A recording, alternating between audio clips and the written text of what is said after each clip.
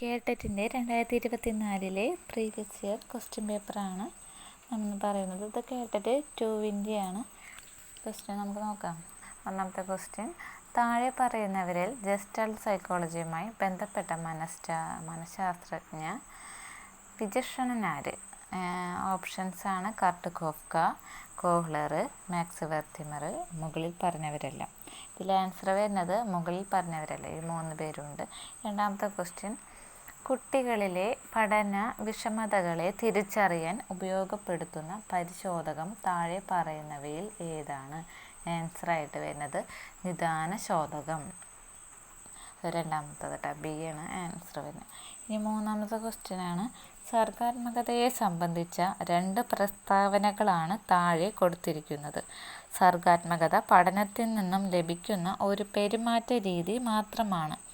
രണ്ടാമത്തത്, സർഗാത്മകതയും ബുദ്ധിയും നേരിട്ട് ബന്ധപ്പെട്ടിരിക്കുന്നു.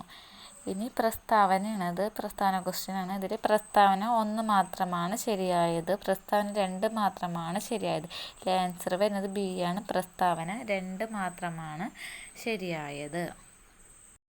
അടുത്ത ക്വസ്റ്റ്യനാണ്, ഒരു കുട്ടിയുടെ പ്രത്യേക സാഹചര്യത്തിലുള്ള പെരുമാറ്റവും അധ്യാപകനുമായുള്ള ഇടപെടലുകളെയും നിരീക്ഷിച്ച് ഉണ്ടാക്കിയ ഒരു രേഖ അവൻ്റെ സ്വഭാവങ്ങളെ തിരിച്ചറിയാൻ ഡാഷിന് വേണ്ടി ഉപയോഗിക്കുന്നതിനെ അറിയപ്പെടുന്നത്. എന്ത് രേഖ എന്നാണ് അറിയപ്പെടുന്നത്?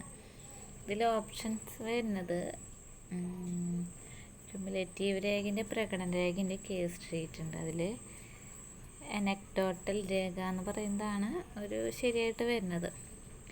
രോഹന് തൻ്റെ ശക്തിയെയും പരിമിതികളെയും മനസ്സിലാക്കാൻ നല്ല കഴിവുണ്ട്. അവനിൽ പ്രകടമായിട്ടുള്ളത്. ഈ ഓപ്ഷൻസ് ഒരു ഇത്തിരി അതാണ്, കൺഫ്യൂഷനാണ് ഉത്തരം.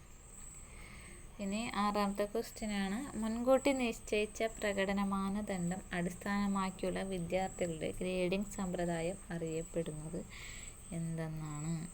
Absolute grading.